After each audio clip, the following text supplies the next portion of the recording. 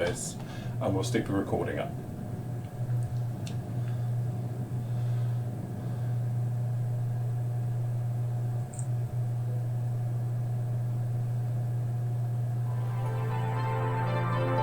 No one will never know. It will it'll never happen unless you're watching live. I do apologise, everyone.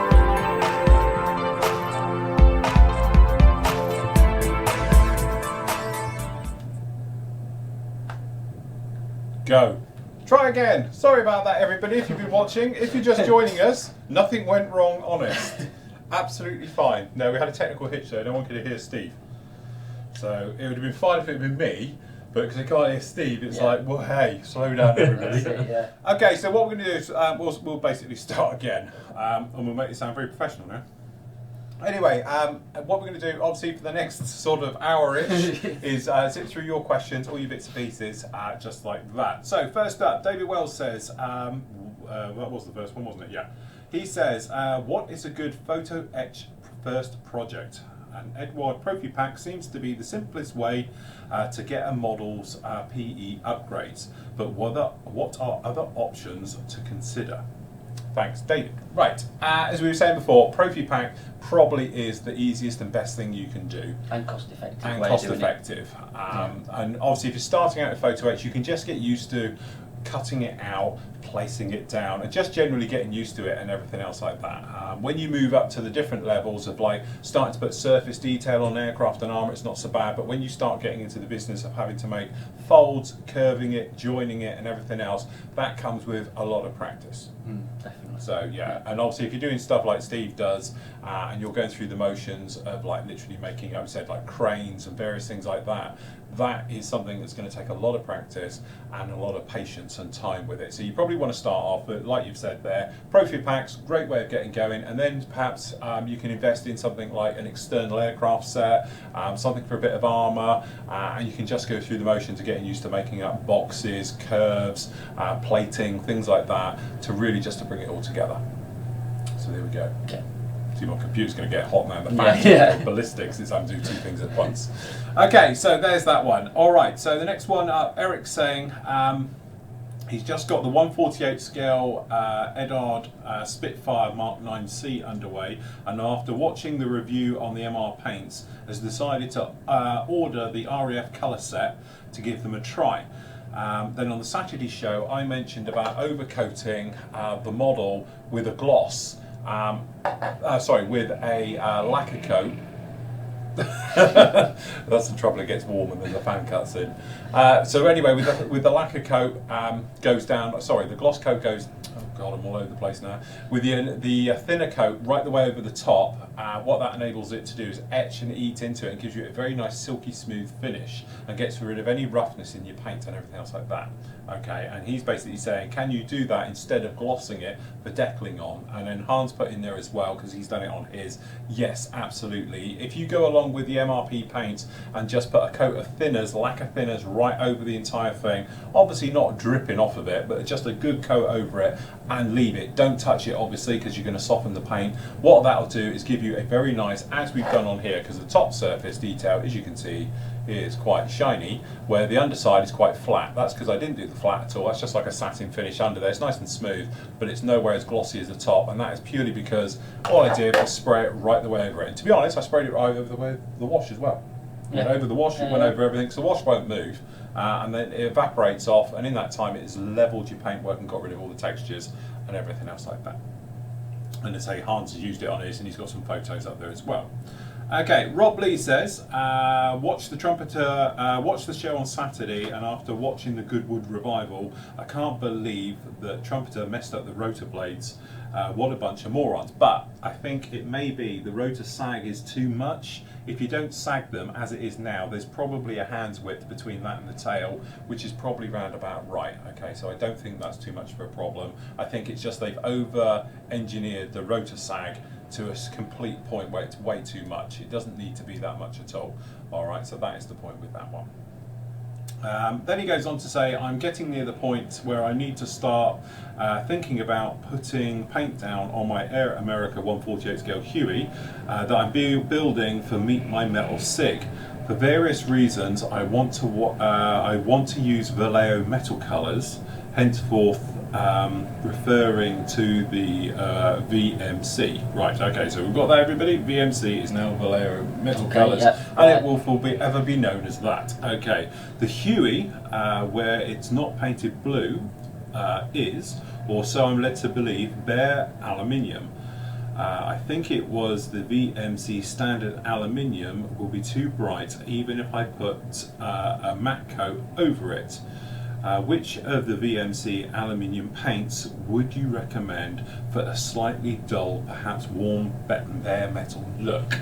Right, so we're obviously on about sort of the natural metal finish on the Hue. It's the Air America one, we know it's got the blue with the metal on there, and you're right, as far as I'm led to believe, it's just bare metal. And I've been messing around with these today. Where is it? Where's the dull? You've got two options really. You've got, as you can see just down in here, you've got your dual aluminium, which is probably the colour I'd go for, to be honest. It's a very much a aluminium colour, but it's slightly darker, very much a flatter colour. It's not as sharp and as glossy, if you like, as the normal aluminium, which I think is too bright, to be honest. Your other option is dark aluminium, which they do. These are AK colours, but they do it in the Model Air ones as well, the Vallejo colours as well. So there'll be your options to go for it. They're behind me, to be honest. I don't have them on my rack yet. I need to get them organised in there.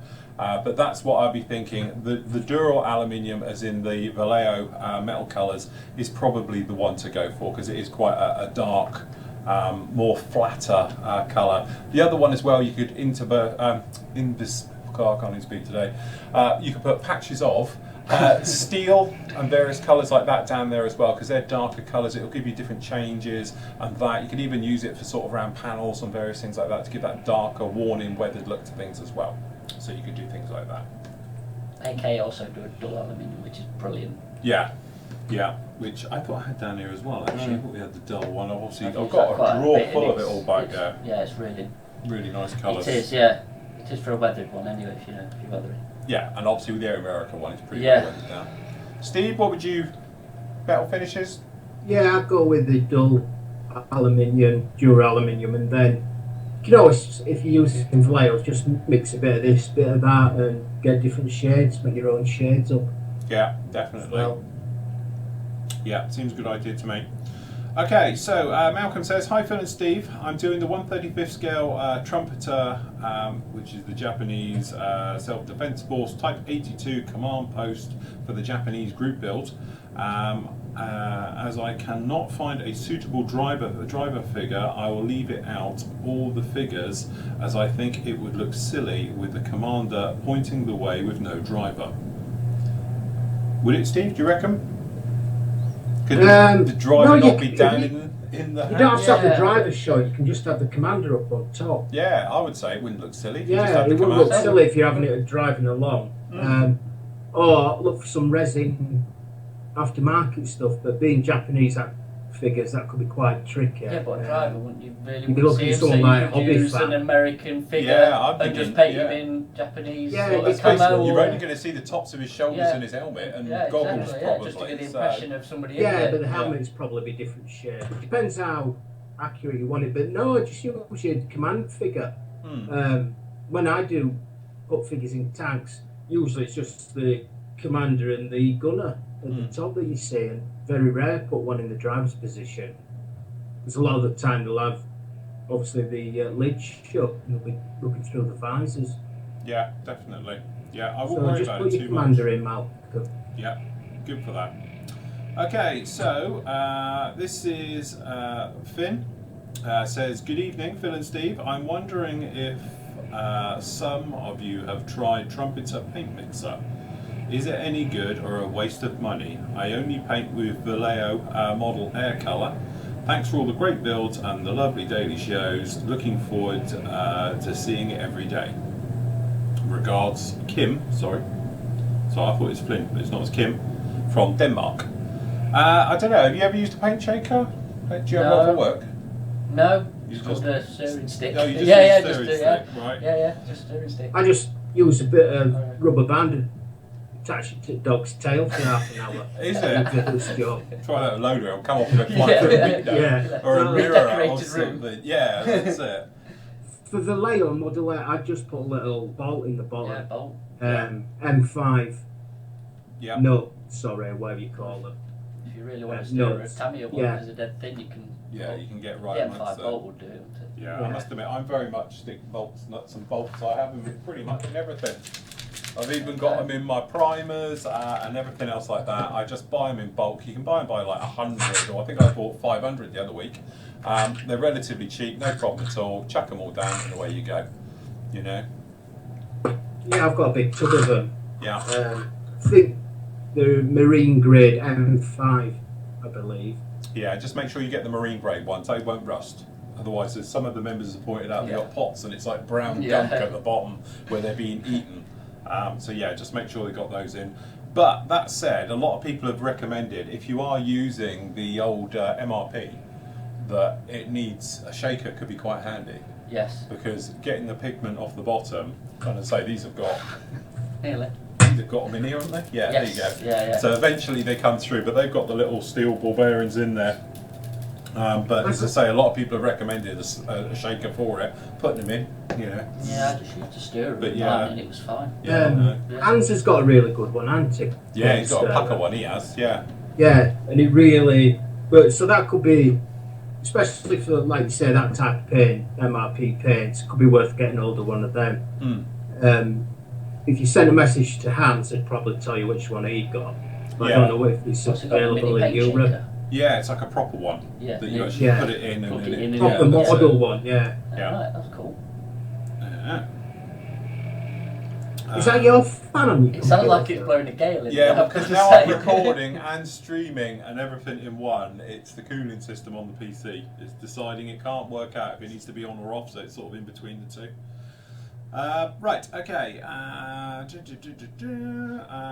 Peter says, hi Phil and Steve. Make sure I haven't missed one. No. Okay, hi Phil and Steve. I usually use Tamiya paint and have been trying some Valero Model Air. I have found it does not dry so quickly as Tamiya, and it has a rubber type feel after about 12 hours. I would like your thoughts. Now, I must admit, I don't tend to have problems with Model Air. Maybe that you put it down a little bit thick. If it's too thick a coat, it obviously takes longer to dry than if you're doing light or air coats going on there. Build it up nice and slowly, let it dry slightly between the coats. If you go in quite heavy, you're always going to have that trouble of it trying to dry out. It's got to get through all the layers. So if you're going in there putting coat after coat, it's going to take a little bit of a while to go on. Yeah, I think that's what he's saying. It's like a rubbery finish after 12 hours. So I've tried different air pressures. I remember you saying if you got much on better with AK paints once you thin them and put them on more thinly.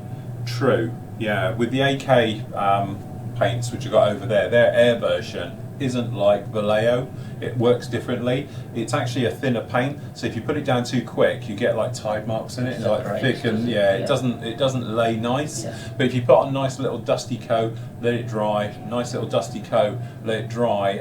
It builds up really quickly. It gives you a nice solid colour. But if you go in too heavy and too wet, it's pretty horrible all over it. It's not nice at all. So yeah, bit of a thing with that one. But yes, any thoughts, Steve? No, I don't know why it's ending up rubber type feel, because I think it dries really quick, Model Air. Yeah. So I don't know how that's happening. Bad batch.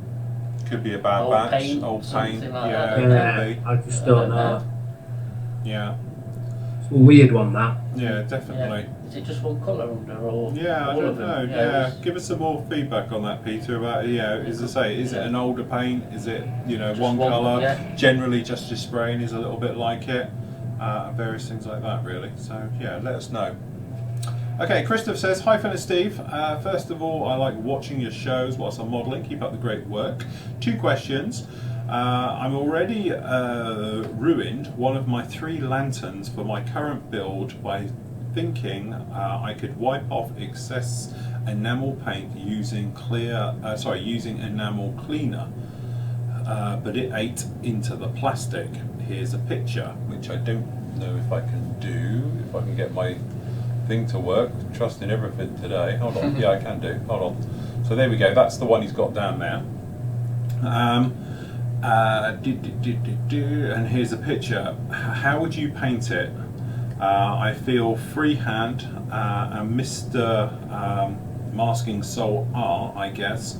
I would have to mask it with the little pieces of tape, which would take a lot of work. How would you guys do it?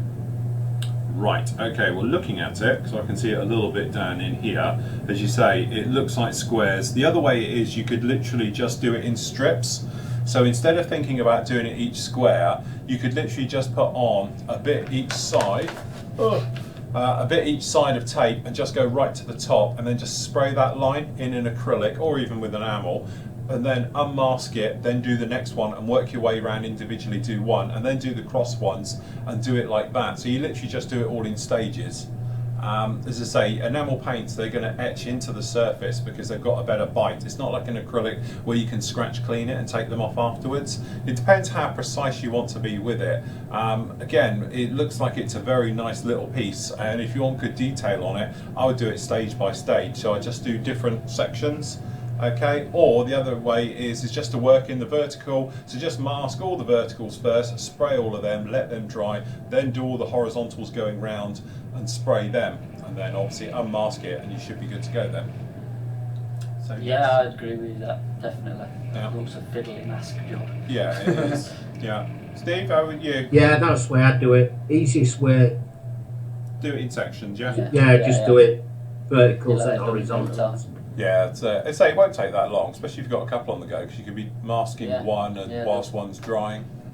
His other point is down here. Second question, I was trying to prime these parts with white Stynel res, but I've had problems with the coverage. I'm using what am I doing wrong? Yeah, no, it's not me. I'm using a Ultra with a 0.4 at 25 psi. To me, it looks like you're going on too heavy too quick, or it's not thoroughly mixed looking at that picture, because it looks like it's separated. So it's either you put on too much and it's literally pooling up and moving away, or you haven't shaken it up enough in the bottle and it's like the watery stuff on the top versus you want the thicker stuff down below. To be honest, I can zoom right into my phone, and that's sort of what it's doing. It's doing that. It is separating. So it's it's going to take a bit of covering anyway. It's not going to be like the grey or black. It's going to take a few coats, but it looks like it. So definitely, I think go lighter coats, let them dry, and build it up over 2 or 3 coats rather than just going in with one heavy.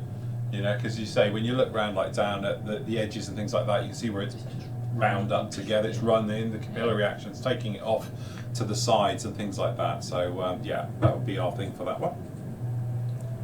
Okay, this is Steve. He says, hi Phil and Steve.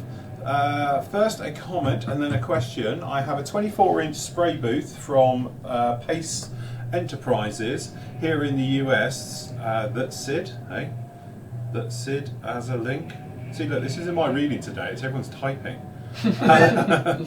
That, I don't know what, it does say Sid a link on Saturday morning build. Right, okay. I've been extremely pleased with it and no problem recommending it highly. I would encourage you to contact the owner of the company, as he is a HVAC company owner. Okay, so know how to make all things work well. My wife contacted him. I sound like Jonathan Ross today, I can't speak. My wife contacted him when she ordered one for me at Christmas 2 years ago, after I gave him I gave her a huge hint. Bloody hell. What? You're sitting room hiding away reading this question. That's it. He said... You caught some off him from last week. Yeah, I know. He was very nice to talk to and helped her make sure she was getting what she wanted, or what I wanted even. Okay, on to the question. I'm anxious to try the MRP paints on an upcoming 132nd Trumpeter MiG-29M build. I haven't found anywhere where there is of the current available colours linked to this aircraft. It was, is there a crossover with any colours for MiGs for which paints are available? If not, what paint manufacturers would you recommend? So what's that for? This is the M. A MiG-3? No, it's a MiG-29M, which is the naval one, isn't it?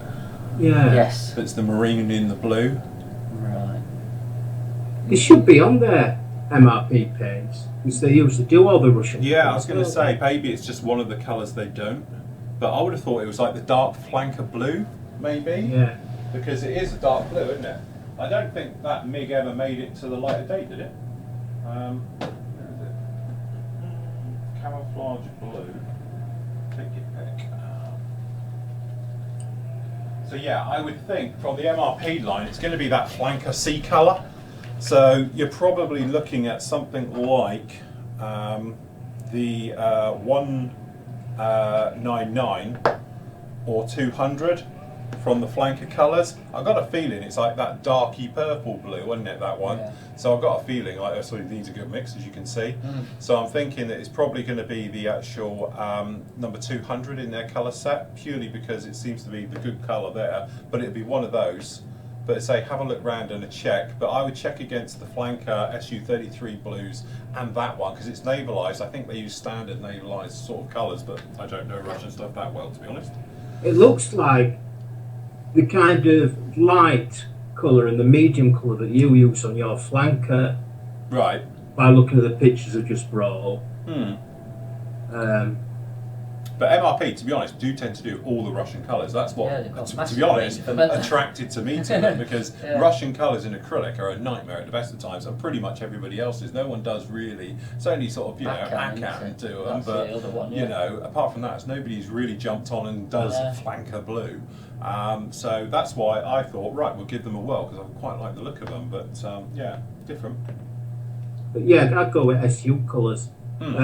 If you bring up a reference picture on your website, on your computer, and have you side by side with the colour charts, you know, the colour things on whoever sells MRP paints in America, then you should be able to roughly match up and get in the right ballpark, as they say in America. Perfect. He's catching. It's almost a local. So that's what I'd do, and then, because don't forget, again, it's the old thing that they all end up fading and they never look the same. You could put 10 MiG-29Ms in a row and they'd all look different. Yeah, definitely. I think it is that thing. Again, people are a little bit more, you know, fixed on it should be what colour. Just go for the broad one, and then say with your weathering and post and pre-shading, things like that, it's always going to be a mishmash anyway, and that's what gives them the better look, if I'm honest. You need to kind of get, like you say, if it's a certain type of dark grey, it could be a dark grey with a hint of blue. So that's what you want to try and find, a paint that's sort of hint of blue in it, and that'll roughly do. You don't have to be 100% precise. No, that's it. Yeah, you don't have to be as accurate, I think, as people would have you believe. I'm not anymore. No. Well, if you look at all your paints, if you put olive drab from Tamiya next to the one from Guns, totally different shades, totally different. And you could do that with the US greys, all different ghost greys. They're all got to be different, slightly out. It's how that company sees it and mixes it. So they're always got to be different anyway. It depends what they've gone off to actually get the colour. Which colour chip of aircraft did they use for that one? Yeah, definitely. Yeah. Okay, so John says, hi Phil and Steve, love the SU-27 build so much I went out and got one myself too. You won't be disappointed, it's a cracking little kit. Anyway, my question is, how can I make, a wooden cargo hold covers for my Trumpeter 1350 of Liberty ship, the John W. Brown, who look aged and sea bleached. I don't really do maritime stuff, however, I'm reasonably pleased with my efforts weathering the rest of the ship, but I'm struggling with the covers. They would normally be painted grey like the rest of the ship, but I would prefer the wood look, calling it artistic license. Keep up the great work and keep up the video logs, often build along to the live shows. Regards, John. Steve, you're all quite into all of this thing. Oh, no, not ships, but cargo. I'm trying to figure out what it is. The John W. Brown. Yeah, that's a big old grey Thing is, World War II cargo ship. Yeah, it's a Liberty ship, isn't it? But he's on about the crates, the wooden Yeah, cargo. the wooden crates will go either a light brown or they tend to go grey, don't they? Really old wood. Yeah, 'cause I think he means the cargo door covers, perhaps over the holds. Is that what he means? Yeah. What I'd probably do is get a really light brown colour, maybe go for some you could go for buff or Tamiya buff, or I know Leo Panzer racers do old wood colour as well. Have that on your bottom, then maybe do the hairspray technique, spray a bit of hairspray over it, and then the paint, and then have it all peeling away and look as though it's been knocked as if they're putting stuff in there. That'd look quite good. Yeah. But I know somebody does. I think it's Life Colour do and maybe 8K and MIG, they do a wood paint set, and it's got all different stages. You can go grey, you can go light colours, and you get about 6 different options in one set. So if you're doing this kind of ships quite often that's got involved wood, it might be worth having a look and getting one of them paint sets. Yeah, very good, I must admit. Yeah. The other thing as well is like wood, when it gets old, goes grey anyway, doesn't it? So that is the thing, as especially wood which has got salt on it and all everything else like that, it goes that real grey look. Yeah. So, you know, as you say, if you're going to do that sort of wood effect with the greys anyway, and then, you know, say bits of chipping or oil stains on it, and I imagine they put stuff on top of it as well, I would have thought. Yeah, I'd go for as the ship's obviously grey, because I'm looking at a picture of it now. Yeah. I'd tend to go for a really light brown colour. Because by the time you've weathered it, you know, use a dark brown or like a raw umber and, like say, put oil stains on it, it'll should look the part. Yeah. So if you did it grey, it'd blend in with the normal paintwork, wouldn't it? So you want to have a kind of little bit of contrast. Yeah, definitely.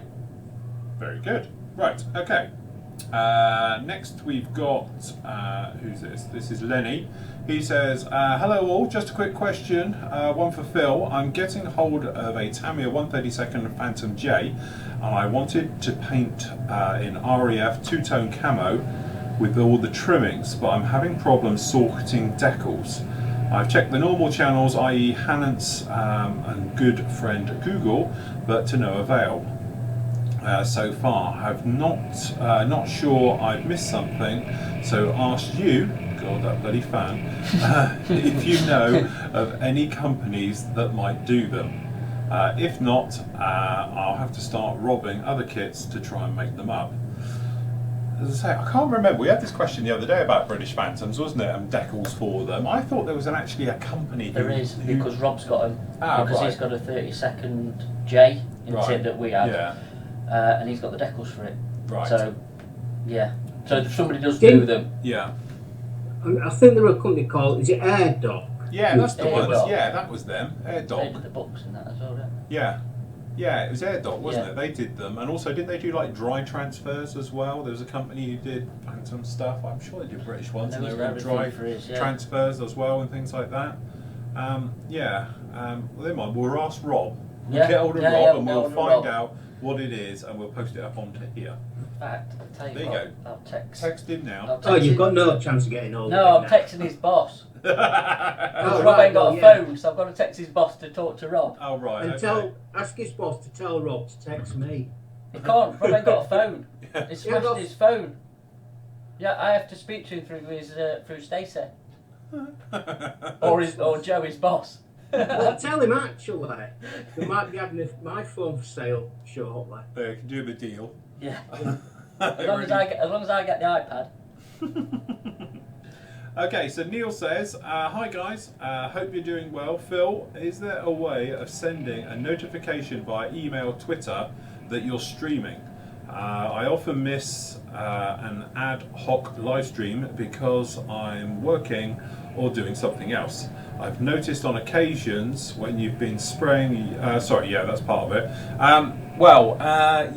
If you subscribe to the homepage on the site, the Today page, on the site. So if you go to the site and then you click on the top where you've got your name and log in, log out, there's a button there called subscribe. If you subscribe to it, every time anything happens on that page, you'll be sent an email.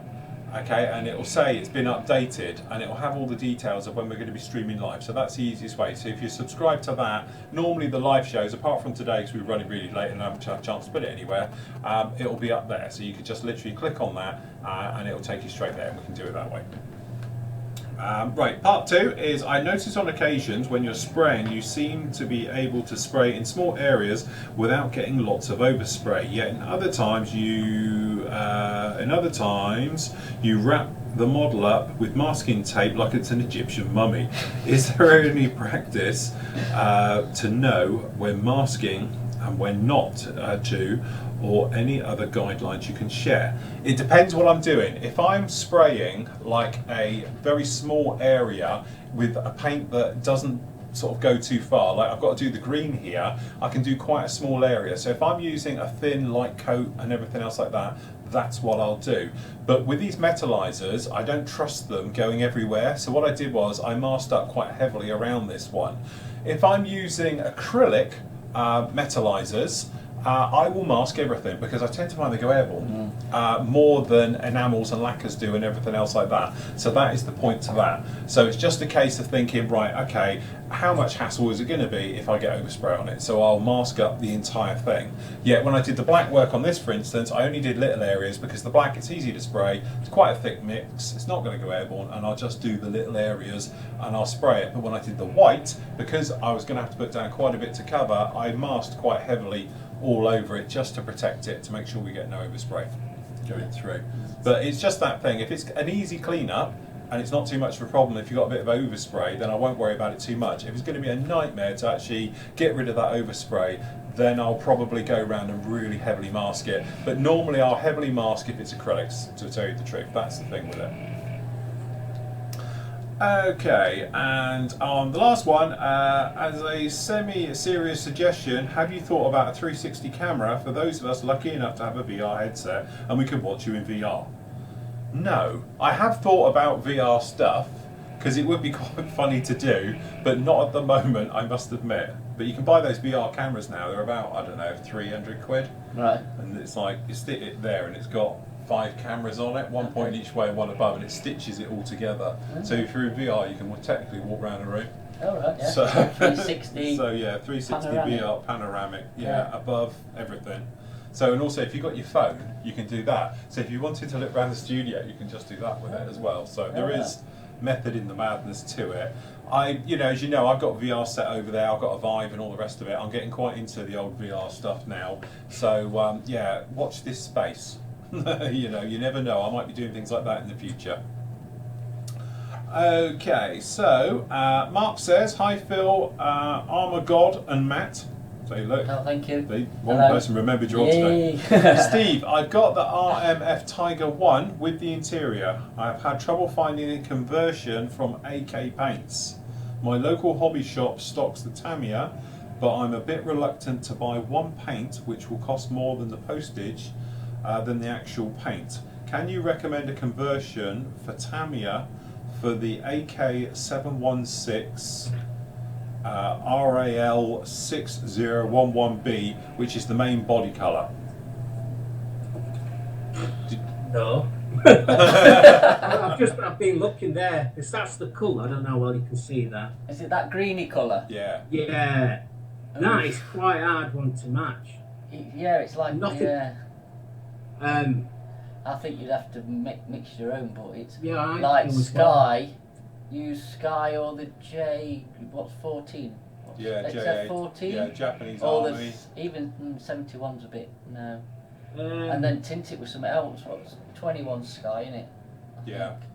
You could maybe mix something like XF81 with a bit of grey. I'll tell you what does it. The guns. Yeah, the Israeli one. Israeli green. What, 312? Yeah. Or Vallejo do it as well now, don't they? I'm just thinking you could use that and tint it. At the end of the day, if it's in the ballpark, you're going to weather it anyway, so it's going to be. I'd look at one of the kind of the more German green colours. You got to have to mix your own, really, aren't you? I think you are, yeah. Reseda green's not a pop really. What is it? Reed green. Reseda, Reseda green. RAL 6011. Right. Okay. You get RAL numbers, man. You might be able to. Yeah, I've not really tried. No, yeah, British Standard and all the others. Yeah, probably can if it's got a code. That was German green though from 1943. And it looked out a bit weird, aren't it? I just painted a tiger tank. Yeah, can I have? Yeah, a touch-up pot for this, please. Yeah, one quarter of a litre. Actually, if you take something like XF61, the dark green, and maybe mix a bit of something in with that bit of grey, that'll bring you down. So it looks like a really faded green colour, so... Yeah. It's got a knack on German colours. Yeah, it's an odd colour. I don't think anybody, like the main manufacturers, do it. So. Steve has the kit. What do you say you now? I've got one, yeah. Hold on, we've got a message. Yellow hammer to the decals. Yellow hammer. It's Yellow the hammer. decals for the F4J. I've got it. That was it. Yellow hammer, yeah. Well, that's the colour. Right. That's what he's on about, that one. Perfect. So I definitely think you got to have to mix your own, really. Again, though, as we're saying, by the time you weather it, dry brush it, it's out of wash, all the bits and pieces, it's going to be a ballpark colour, isn't it? Yeah. Let's say I'm with you. I would probably put a drop of grey with XF81. Yeah. Or you could even mix something like a bit of khaki with a bit of olive drab. So 62 and 49, that'd probably work well. Yeah. Yeah. It's that kind of colour. There's loads of ways going about it. You're just going to sit there and play and tint until you're happy with it, isn't it? Until you're nearly there. But it is an absolutely stunning kit, and if it builds as well as it looks, you know, this could be... Body build, Steve. Yeah, we could do that, yeah. But that is absolutely fantastic. The level of detail on the parts, the quality, it's so crisp. So I'm really looking forward to bringing out the Abrams with the interior and full engine. That'll be something special. If it's as good as that and builds well, we're in for a treat. He's going to be busy. It's just, I am. I keep saying, oh, should we put it builds with this and that? Yeah, I am. Okay, John says, hello, Bill and Steve. Daft question for Steve. Is that a parachute canopy behind you? High on the right-hand side. Looks like from here. I had some 30-odd-year-old one when I built a Halifax diorama for my son. No, we think he's on about the grey thing over your shoulder. No, that's a Death Star sticker. Just move your camera just slightly to the left. That's it. That's what that is. It's his Death Star sticker in the back. Yeah, Krista sent them, didn't he? Yeah. Krista? Yeah, I've got to put... I might actually take that down, the old Flory Models one, and put it in there. Yeah. So I'll stick it So to really, it does look really good, actually. Yeah. So originally I was going to put it on the mirror in there. Right. But it's too big. It's going to go between shelf layers. Yeah. So, yeah. It's starting to peel off, actually. Is it? What, take your wall with it? Never mind, get Keith round. Give it another coat of paint. Bless. Right, okay, so... By the way, Rob's watching. Oh, is he? Why isn't he working? So give him a wave. Oh, Rob! Get in touch, Rob. Yes, Rob. Get some work done, Rob. Get some work done, Rob. You haven't got time to be watching this. Okay, Robert says, hi Phil and Steve and the rest of the modelling addicts. Phil, on the Saturday show you said you were thinking of getting a new spray booth, a large one. You don't have to pay a huge amount of money for something that you can do very easily and quickly. I have done a 3 or 4 hour, take a look, sorry about the dodgy video. Would you say it's a bit tricky doing videos here? It works great and you can build it if you want. I know you said you didn't want it in wood. It's not too heavy, and it's wearing 1 centimetre plywood. But since you have a company that works with metal nearby, literally just on the end of the road, then they can cut the metal sheet for you and you're set. I do recommend using acrylic sheet for the, if you can, for the sides, where near the paint rack. This way you'll get more light in and you can move the cameras outside. Inside is always some dust into the inside of the camera and you'll damage it, which is true, and you will have to and it will look better, in my honest opinion, because you won't have a wall dividing your bench. Okay, here's a pic of the finished product, which I probably can't do on there, but yeah, no, it looks very good, that. Fantastic. My point is though, I just have to be a little bit careful because it looks like you've mounted yours on there. Don't forget, it's all about like cubic airflow and all of that. You know, you've got the biggest one probably that anyone's ever had. How big's yours? Well, do you know what? I don't know. Big enough, isn't it? 20 foot by 12, I think. So there you go, 20 foot by 12 is spray I booth. think. And it heats up. And It how does. hot can you get it? Oh God, hot, very hot. They were weird. The last time I went to his workshop, he said, "Have a look at my spray booth." And this little 1 to 72nd Spitfire in there. What, in the middle? On a That's it, table? yeah. Bit overkill, you know. Yeah, but that's it. We're going to do your Missouri in there, aren't we? Well, you need it for that. It's still ain't out the end. Get it shipped on the back of an HGV down. That's it. You'll be fine in there. Yeah, the only thing that worries me is obviously making up my own. It's obviously all about getting the air out. So it needs to have enough draw to move that size of air and not just this bit of air out. And obviously for the hose as well, as I found out from the gas man, he wasn't impressed when I put extra flue. Because apparently it changed the diameter in the drawer and he had a fit at that point, so he made me take it off. Because he was saying about it's to do with like the airflow it's designed to take. So if you put different size flues on it and that, it screws everything up. So that's what it was. I was just thinking it'd be nice to have a nice big one in here that I can literally just spin round and do it. That is the point. But you know, as you say, it comes at a price. But when you see the ones in the UK, you're looking at 1,500 quid. I've seen one for, and I saw another one for 1,800. That is probably what I need. But I'm not paying that for that. When in America they're 500 quid. Yeah. So it just seems a little bit sort of, you know, overkill and all the rest of it.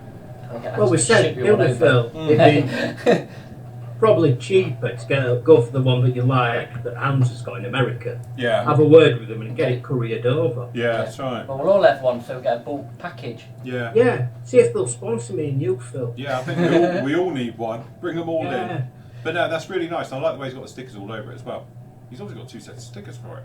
Perfect. But no, it's nice because he's got the acrylic flip down thing on it as well. So you sort of, you know, you get your hands in there and, everything else like that. If I've got all your stickers on my wall here, haven't I? I don't know. Have you seen that?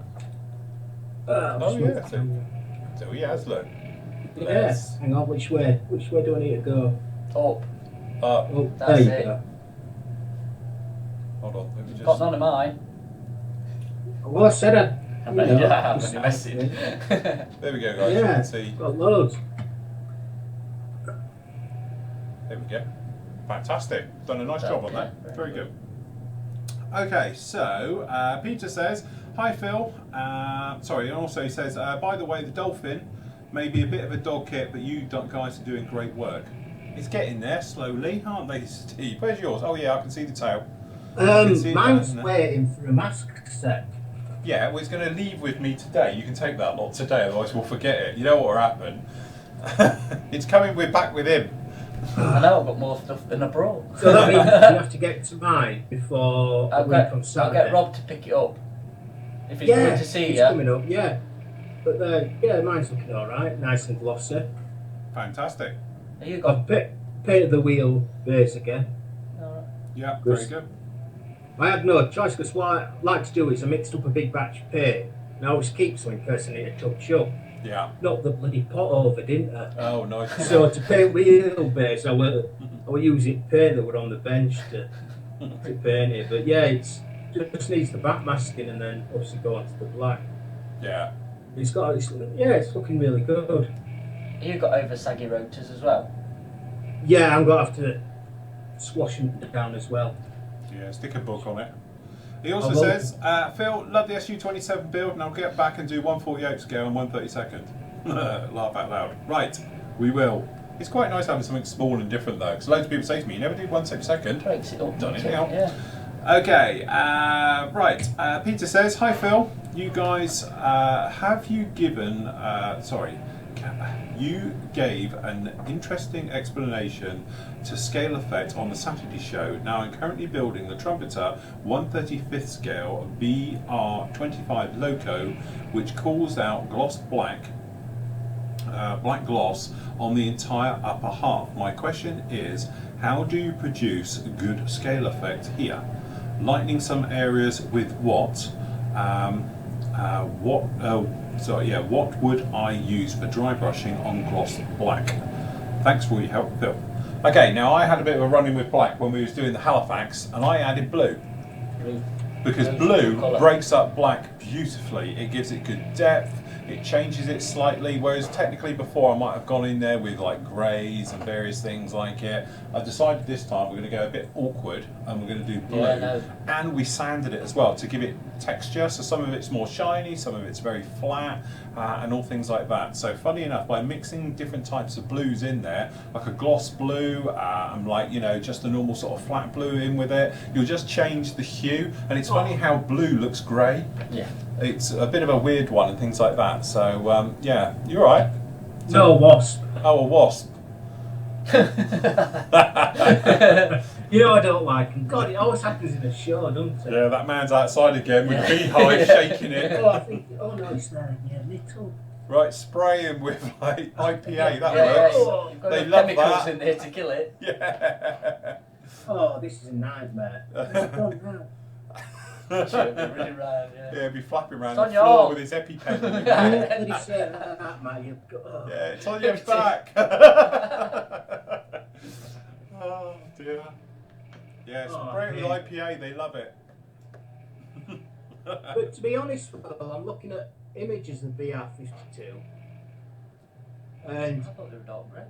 I thought it was dark grey as well, to be honest. they are a very dark, by looking at, yeah, it's because people have weathered them, but some of the nicest pictures of it, they've done it kind of a satin finish to it and gone really dark grey, and then kind of used the black, you know, as a shade colour. But you can also, if you look around, these camo versions, they've painted them camo, and that looks really good too. Didn't Stefan do it? Yeah, he did. He did a cracking one, he did, a couple of years ago now, but yeah, he did a really good one on that. Well, what I'd recommend is having a look, just Google the BR52 and select images. And some of the work of art on some of these models, and use them as inspiration. Don't, just because the instructions say, oh, it's gloss black, well, that was what it was like when it came out of the factory brand new. So by the time it's been trundling up and down rails for it changes, you know, they'll be all battered. And they won't have time to clean them properly, so but it definitely looks like matte the way to go, matte satin. But they are stunning, and level of detail says you can get. The other thing as well, if you get a little bit of the buffable paints, and like we did really to the gun, if you remember to give it that bluing effect of like heavy metal, and you just give it a rub over, even with your finger and stuff like that, with a little bit of metal, you know, so take a little bit of like metal pigments, obviously of the buffables, just a light amount, and just rub it with your finger over them. It gives it that sort of steel, heavy metal look that's still black, but it's like, gives it the bluing effect like you get on guns. It just makes things look heavier and more solid. So definitely do that with it as well, because obviously they do get wear and tear on edges and various bits and pieces and chipping. So yeah, definitely. But a very interesting project. I must admit, the satin ones do look good, and there's an actual photograph, and that looks more satin than true gloss now. Yeah. The time you put, like, you've weathered it with rain streaking and various other effects down the side, source and grime, and then straight down, it'll look more matte anyway. So so that'll start giving you, the more you weather it, make it look abused and used, the more it'll give it that scale effect. Yeah, definitely. Right, okay. Neil says, hi again. When browsing my model shop and the net, I often come across kits that I'll never buy. Not because the kit is bad, but simply because I don't like the subject. Do you guys have any subjects you can't see yourself doing because you don't like it? For example, with me, it's training aircraft, particularly chipmunk and eggplanes. Sorry, the eggplane fans, it's just not me. Got anything? Your extensive stash? No, because my mind changes weekly with what I don't like, and then I see something and it's like, or I see somebody's build and it's like, oh, man, trying that. So now I try and keep my mind open to anything from, anything at all. Yeah, there's nothing I don't think that I wouldn't ever go at, I don't think. Yeah. No. Steve? Stuff I tend to avoid, don't go too near, is German. That's not really my cup of tea. I know I've just bought a Tiger tank, but that's because it's iconic. I won't go for, you won't see me building loads of German stuff. You might see me, like I say, the iconic stuff, like I've got BF-109 and the FW-190, 262, but they're quite iconic aircraft. I won't be going into all the bombers and other stuff and the smaller armour and stuff like that. So, apart from that, I've linked to most. I'll build out. Yeah, I must admit, I'm very much like that. I obviously have my favourites and things I like to do, and my other stash upstairs has got all the weird stuff I'm probably in not a hurry to do. But I've got some big Russian, I've got the Scud thing up there, I've got that Smirch thing up there. I don't see myself possibly building one, but never say never. You know, I might think one day, oh, I'll have a go at that, something a little bit different. And do things like that. It's good to have a bit of a change. Yeah, it's a bit like that German train we were talking about. I had that kit but sold it last year, and I thought, I'm going to do that, and then I really thought to myself, I can't see myself doing it, but now I can again. I'm thinking, I wish I hadn't sold it now, because I actually quite fancy having a go at that, and the various bits. I've just got to bring up, because we came up with the idea we'd build a train for Telford, didn't we, Matt?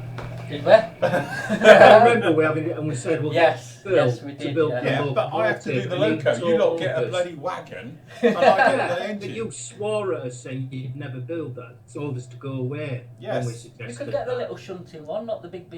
That's it. I was going to say, I get to. But everyone's going to want the big one, aren't they? I'm not going to get away with a shunter. True. Yeah.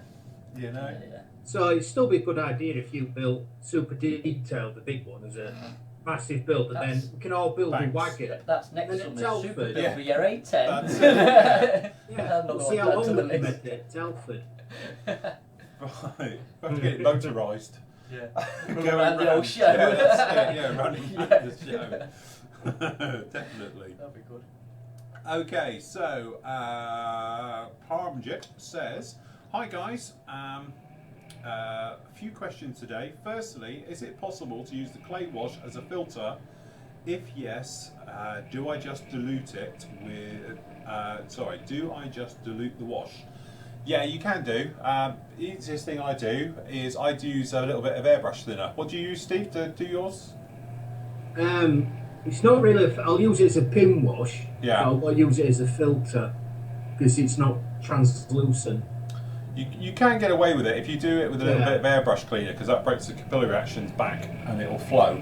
And you could do, but the trouble with the wash is it likes to clump together, as in puddle up and grip, rather than just laying flat. So if you're going to, for a proper filter, you're going to want to brush a coat of like an oil or an enamel wash over and get a nice layer everywhere, where this will want to run off and grip things and go to the lowest point and everything else like that.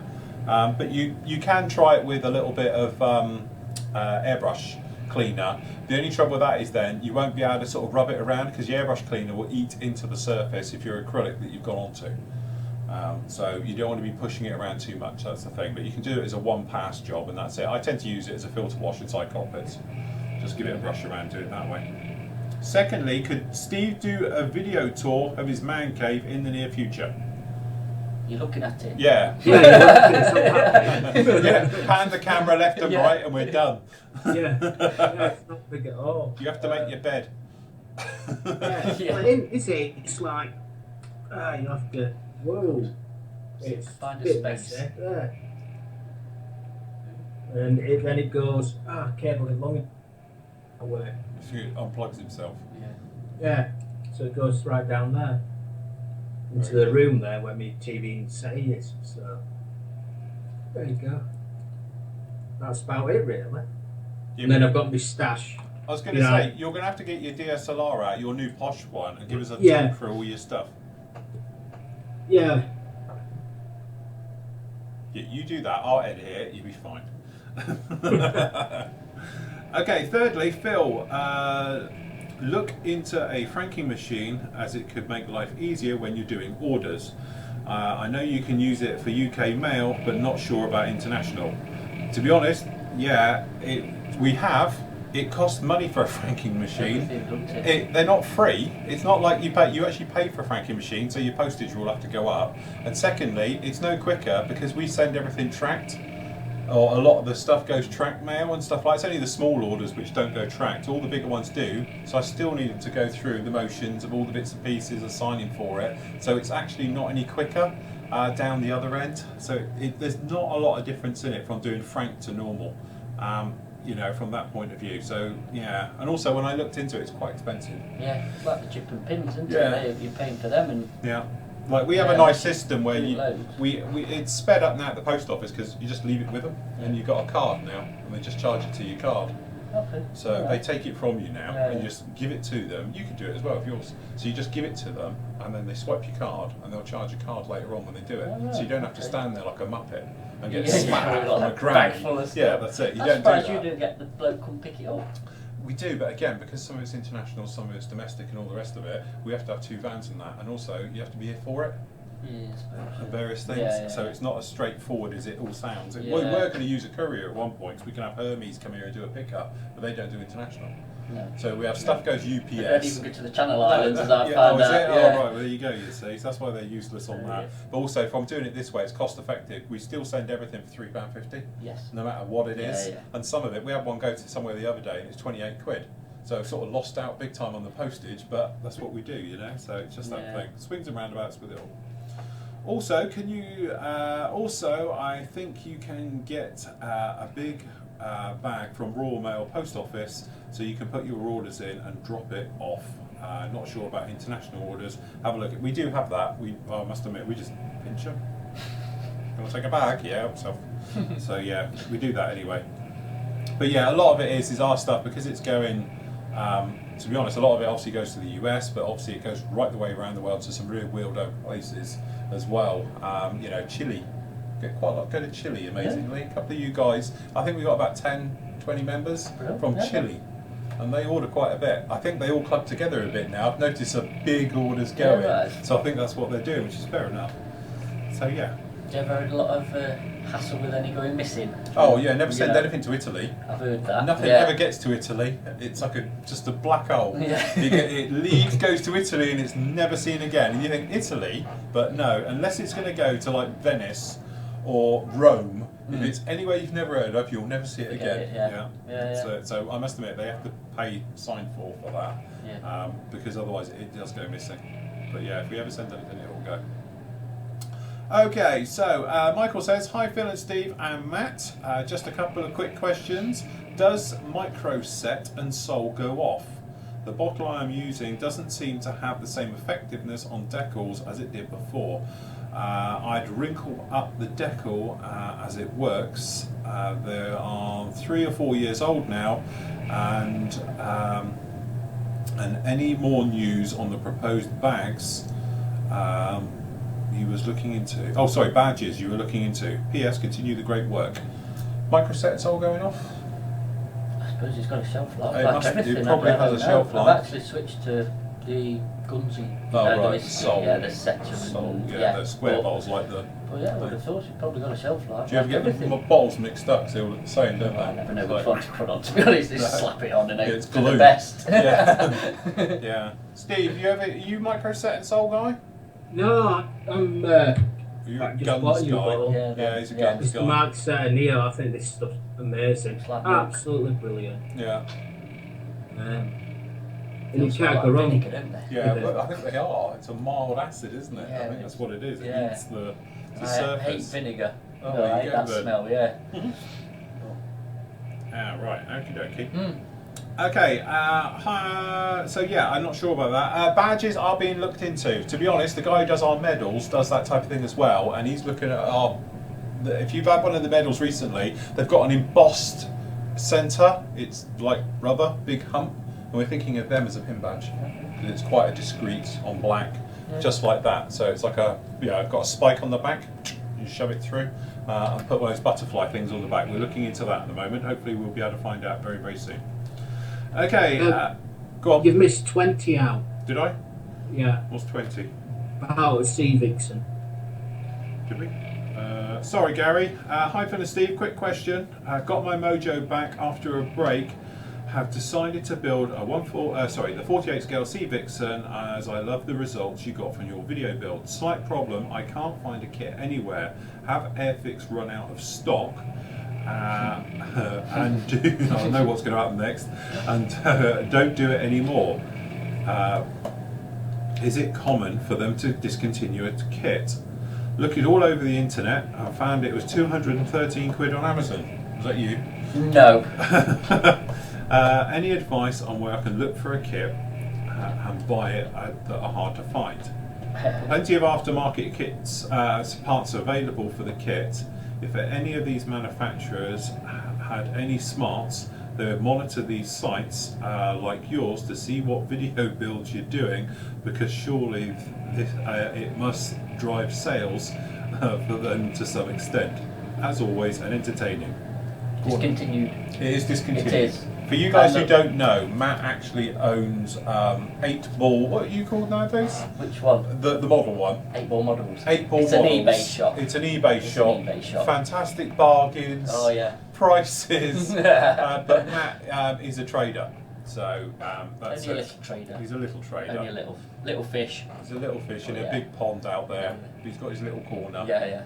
So yeah, you can have a look at them. But yeah, it's discontinued. I did have one actually, and guess who bought it off me? Oh right, Andy. Yeah, yes. What a Andy's surprise. You're got regretting everything. that now. So yeah, get in touch with Mr. Molyneux because he's got one. He might sell it. Yeah, that's it. Have a word with him. But they've gone up in price. They are. eBay's the best place to look, but they are expensive to get hold of one now. You look. I've just looked on eBay. 40 It's odd quid. 120 quid is the only one on there. Someone's asking for it.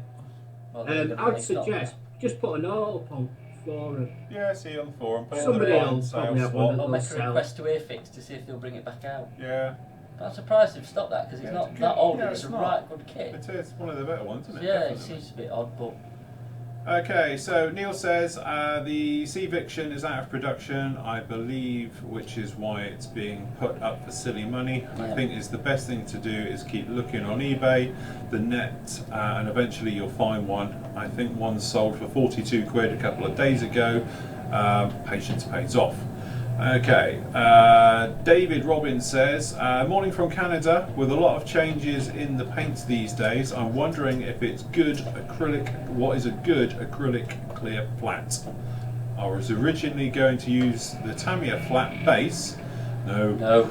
With some clear future, but upon watching one of your older videos with various gloss coat paints That's the being one. available, which I didn't know, but haven't happened to have any of my models yet.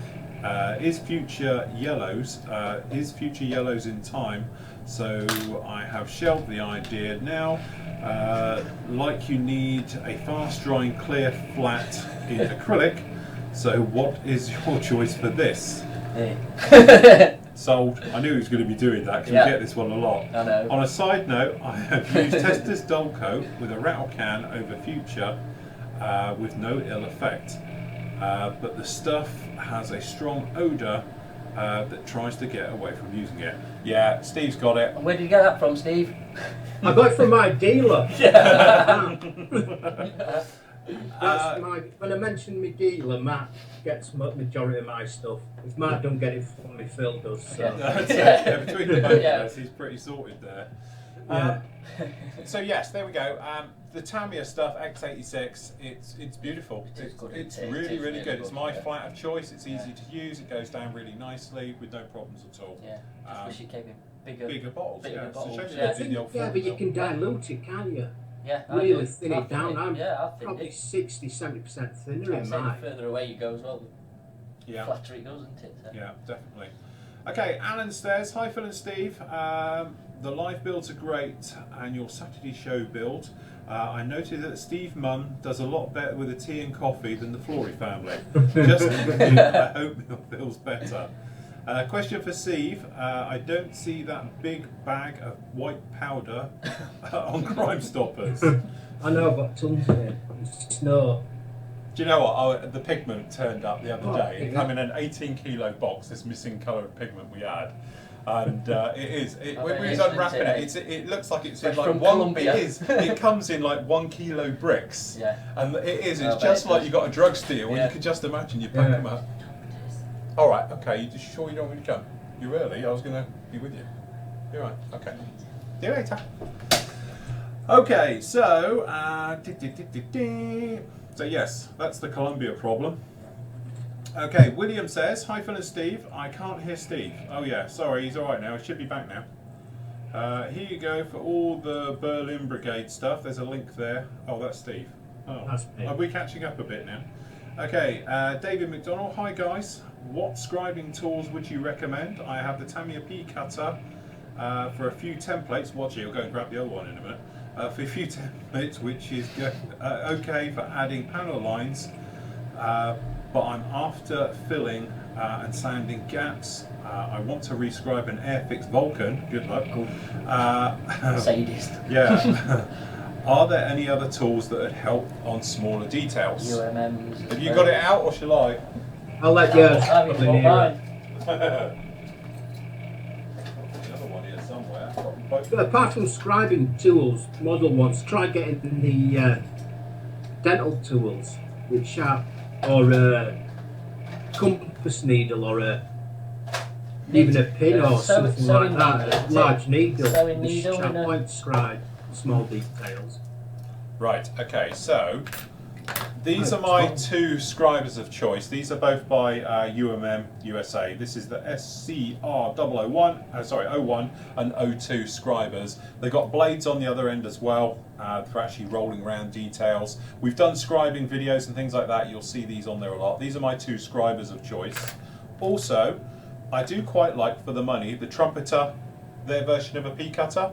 It's actually a finer blade than the Tamiya P cutter. Still quite like that. You can get photo etch ones as well, which I had sent the other week to me, which is what is in here. Looks like a claw. That's quite nice. Okay. This is the Holly one, which is by the Alec company. Okay. Is that my tightest camera or the widest camera? No, it's the tightest camera. Okay, so that is that one there. That again is quite a nice one. It's got a very fine blade, and as you can see, it's literally like a piece of giant photo etch. That one's good. Or, as the guys were saying there, dental tools. We've got, these are the Chesto ones, I do believe. Yeah. But you've got your various shapes. They're double-ended as well, so you've got, you know, hooks and claws and horrible things. And every time I see it, I think of the dentist. And, Yeah. not nice at all. So yeah, as I say, it's what works for you. We've said about it a lot recently on various builds. If it works for you and you get on with it, that's great. So I get on really well with the UMM stuff and the Trumpeter one. I'm UMM, I think. Yeah. I prefer them, yeah. And out of the two, if I had a gun to my head, I'd have to say the number 2 I think works better than the number 1. But then it's because I've probably been using this one a lot more. Yeah, I'm number 1. I got the number 2 first, and then You prefer that one? yeah, because it's got the slight hook. Yeah, so isn't you it, can that get one, so you in. can get in. Yeah. And yeah. Yeah. But no, really, really nice, both of them. Very nice bits of kit there. But as I say, even like this little guy as well, I used it a couple of times recently, and you can just get in there and away you go. Yeah. So it's quite a nice little trick on that one. But again, it's tools, you know. Steve, what's your choice? Mine's the UMM or Tamiya one. Tamiya use them the most. Yeah. Some guy called Rob Bedford. Never heard of him. No, we'll skip him. No. Yeah, no. Yeah. No, I don't know what he's on about. Ban him. Yeah, ban him. Okay, so Nigel says, hi Phil, hi, I know you're live, but I can't find you on YouTube and not on the site and the forum. Yeah, to be honest, because we were running slightly late, I didn't have time to set it up in all the usual places, which was handy because you're going to get the recording version of this, as opposed to the cock-up where we didn't have any sound for the first 30 minutes. So this might work better, this sound system, because we don't have to wear headphones. Because Steve's coming out the speaker, so there's no echo. Yeah. Hopefully. Could be. It could sound Could horrible be, on yeah. the other end, but no one's kicking off, so ain't no. Oh God. I think what it is, it may be our thing over the road is playing up.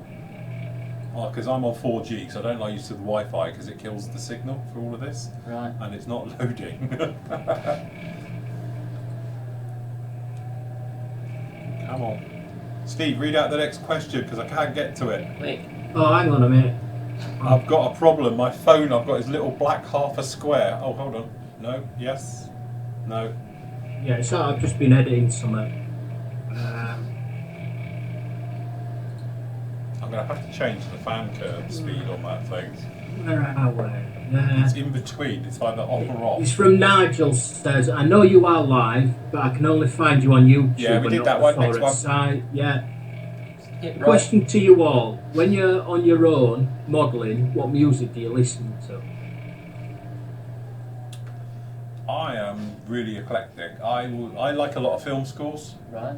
right the way through to Batman, the new ones obviously, and you know, Hans Zimmer, anything like that.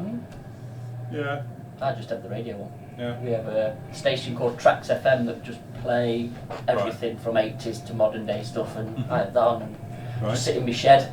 right. Yeah, with that, yeah. Yeah, Steve. I just use like telly on, and just listen to telly. I've countdown on in weekday afternoon. We know why you have that on. Or football on and stuff like that. So yeah. Very good.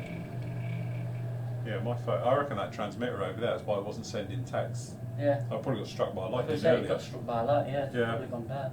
I think that's what it is because it's definitely not working. It's Right, definitely the warmed up in here. Yeah, I think that's probably what it is. You can open that door if you want. No, it's alright. It's only because the dog might be there. It might calm the computer down a bit. Don't me to. Yeah, if you open that way, you can open the window as well if you want. Alan's asking the same question as Nigel about only Saturday's show on live stream, which we've already covered. Yeah. It's live on YouTube, but we haven't put the things up on the forum, so we don't have time. And John Shorthouse says, just hello to the team, finally caught you live, loving the show and the company while I model. Very good. No problem at all. Is that it? Well, that's all the questions. Crikey, we're up to date. That was good. Never mind. We're only like half hour behind where we should have been. Never mind. Let me just go and hit that computer a bit. The question is Phil up to date with his questions in the... Doubt it. You never are you? No, I am bad. It's not hot in there. I don't understand why that's going ballistic. Perhaps it's CPU. Right. Seems alright in there. I'll have to hear what he sounds like. I'll have to play it back. We might have cured the problem. Cold air blowing in Oh, there. nice. Oh. I'll be sitting here shivering. Get me fleece. The computer will shut up in a minute. It'll go, oh, cold air. Yeah. Thank you, thank God. That's the only trouble because when we shut the doors and everything in here, that's it. Just, yeah. Oh look, comes the dog. Ew. You're early. Am I up to date on my questions? Probably not. No, I don't think so. Bit bad, really. I do all this live stuff and I forget about my own questions. But I have done me tracks. Look. Some of them. Oh, very nice bracelet. It's like an Apple Watch strap. Didn't have a new collar. Yeah. You don't go swimming with it on. Yeah. You'll be about 2 weeks back now, wouldn't you, since we last did it? I'm not that bad, am I? Well, if you think, we didn't do it last week because it was the evening show. Right, go on. You ask me some So- questions and I'll do me tracks. So we're about 2 weeks behind. Don't watch yet. Yeah, we'll get past.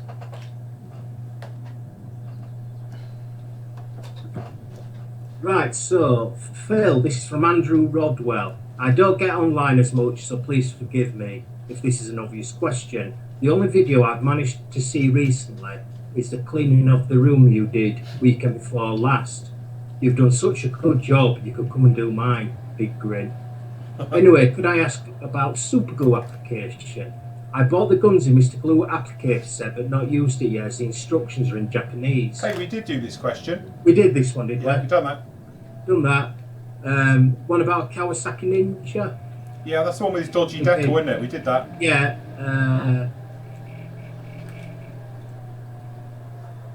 Have we done the one? I recently got some ultimate grade primer to try. It seems to. Yeah, we It did seems that. to take next time to clog up. It's Stynel res. Yeah. So you've done that one. We've done the one about flattening off wheels. Model Masters. Right. It's been a while since I've asked you a question. This is Michael Rosado. I'd like to know which manufacturer, in your opinion, makes the best 1/48 scale F16 and F14 today. Also, can you tell me exactly what is the colour you and Steve used on the Dolphin? Early in the build, I thought Steve said Model Masters fluorescent red FS28915, but on the last show you aired, I thought I heard Steve mention the colour as being international red. Please clarify. We use Model Master International Orange, isn't it? Yes. And we mixed in some Tamiya Clear Red. Yeah, X27 clear red gave us, to our point of view, the right sheen, didn't it? It looked a little bit. It just had that little bit of red, and it gave a brilliant gloss finish, actually. Yeah. As for the best kit, for the Tamiya F16 in 1/48 is a joy to behold. It's a beautiful kit, goes together, and probably one of the best kits I've ever built in my life. It is just, you ever built one? No, I've had a couple. Yeah, they really are nice. But I've never built one. I do want to build one actually. I will do one, I think. Yeah, they really are just fantastic kits. They just fall together. They are beautiful, no problem at all with them.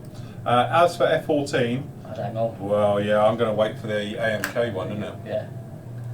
Let's face it, the Tamiya one. I'm going to send you one down for review then. Oh, go on then. What, an Yeah, AMK? if you want to send one Tamiya, here as well, Tamiya, man. Yeah, I've go on got then. some Send us coming a, in. all right, yeah, I'll send us send a you one Tamiya. down to I have a review Tamiya it. one, right. So you can kill it. So I can kill it. Yeah, but then every Send one to magazine. me, I can compare, and then we'll see if mine can compare with Phil's. Yeah, you can have one. Yeah. Yeah. I'm sure Andy Molyneux know the other. Yeah, no, definitely Matt. No. Hey? Definitely Matt. Yeah. Love of them. I bet it'll go together nice. Oh yeah, it's Yeah, going to pull pull together. down It's going to be shop nice. It's going to be lovely kit. Don't get me wrong. I know I've poo-pooed it a little bit before I've seen it, but that's only because I like those options of having slats and flaps to drop, you know, Yeah. and also I like having the gun to be seen and a few panels Yeah, open on the inside. And I'm really disappointed that Tamiya didn't do it. You know, I was expecting it to be really good, but I don't know why. Perhaps I was a sucker for setting myself up for these things, No. but I thought it was going to be good. But I think now, though, if you're doing a model that's, as you know, a static model, you want the flaps drop down like the actual aircraft is. You want to have a couple of panels open, and even if you did a model in flight display, well, it's got to have flaps moving, so you want that realism. And well, Tamiya would have you me- believe that all these magazine editors that are now got YouTube channels and stuff would have you believe that no, you don't need any of that because the aircraft doesn't have that. But I don't care if the aircraft doesn't have it or not. I want the option to be able to do it. That's my point. As modelers, we should be able to have the option. You know, I know everyone has been saying, well, the F16, so you got like, you know, not being funny, I'm not going to name them, but there's a couple of magazine editor people out there who have got an early release of it and they're building it and they're telling how wonderful it all is and all the usual rubbish that goes with it, okay? But yes, you know, they'll say, well, when it folds itself up, which the Tomcat tends to do because it's a big old bird, it's all up. Yeah, but there is photos of them out there with the mountain down. You know, if you wanted to do a diorama and put it on a cat lodge, you can't do that full stop because it doesn't have a compressed nose wheel as far as I know, so obviously to drop the front, and you can't have the slats and flaps, so you can't put it into a diorama. He's cut himself off again, is he? How's he cut himself off? Come back, Steve.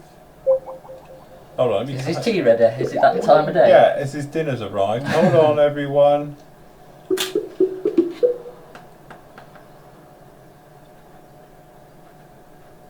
Sorry, everyone, we're plagued with problems today. He's not even answering now. No. Come on, Steve. pick up. He's not online. Come back, It's Steve. not us, it's him, because he's not online. Oh, Hold God. on, he's just messaged me. Dinner's arrived, gotta go. Bye. No, hi. Power has tripped. Oh, his power's Just tripped. text me says power's tripped. Alright, okay, well, Steve. Put 50p in the meter. He's Steve. had a lightning strike. Okay, look, I'm sure he'll be back in a minute. As soon as No. he's back, we'll be fine with him. Yeah, that is my point to it, is that... No, he's really gone now. Hold on, he's died on us, bless him. It's alright, we'll get him back in a minute. The thing is that, as you say, from a modelling point of view, I think it's just that it'd be nice if we had had the option. And the price. And the 'cause price. It's not cheap. And everything else like that, yeah. Retail, it's not cheap. No. So yeah, I can see the point. You know, so I still like the Hasegawa one. Hasegawa one is still a nice kit. The Hobby Boss one, I think, is even better. Right. It's a really And nice you can kit. get the Edard. Yeah, you can get pick all one the up bits so you for get it. all the bits and, you know, definitely. all the goodies with it. All the bits and pieces Yeah. for it. So yes, never mind. Can you get the questions up? My questions. I can't, because I can't. You cannot get on as well. The trouble we've got today, guys, is we've had a lightning storm this morning. I think Steve's probably having it now. Perhaps it's working its way up country, that lightning storm. My other phone was plugged into your Wi-Fi, but this one in, and I'm on roaming, and it's. Oh right, it's having I trouble just- finding it all. I just didn't really got signal. Because I can't get a signal, and I don't want to go onto the not use it. Yeah, I'm sorry, mine's not powering through. But that's alright, guys.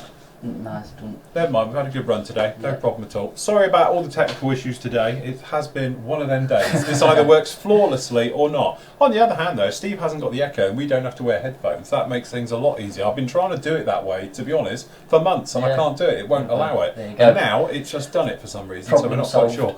We've cured the problem with the computer overheating, Yeah, open the window. because the window's open next to it now, getting some air in, so that's the problem with that one solved. But then we are doing something slightly different again. We are talking on Skype, the computer's running, it's doing the forum and the other bits and pieces, and it's recording all this in one. Yeah. That's a lot It's of doing work a for lot, any yeah. computer to do. Yeah. So never problem with that. Anyway guys, thank you very much for joining us. I'm off with Matt on Thursday, we're off to the museum then. Aren't we just? We're going to Yeah, have a bit of a we fun. are, yeah. I'll vlog it all. We'll take the camera with us and all the bits and pieces, 'cause it's quite a good one. Although in there, it's the darkest museum you've ever been in. Is it? You can't see anything. You need a torch. So I'm going to have, Brilliant. I'm gonna have a torch in With the front of train my going, head some with a head camera torches. on me. Hello. It's going to be like the Blair Witch Project going around Brilliant, there. yeah. Okay, but it is a good museum. Obviously, if you're into anything sort of navalised and stuff like that, it's definitely worth a watch. Because obviously, we'll give you a bit of a run around it as long as we don't get told off to put a camera away, which has happened in the past. Okay, and everything else. But never mind. Thank you very much for joining us. Thank you very much for Matt for being here this afternoon. No, you're welcome. Nice to see you. Sorry about Steve. Obviously, he's had a power cut, so yeah, there's not a lot we can do about that. But hopefully we'll be able to sort it out with him next time, and we'll get all these bugs solved and all the bits and pieces. You guys are going to get the better version of this because you're going to get the recording anyway. So there we go, guys. Thanks for watching. We will see you next week for Tuesday Live again, and hopefully it's working a bit better. So until then, everyone, happy modelling, take care, and we'll catch you later. Bye. Bye.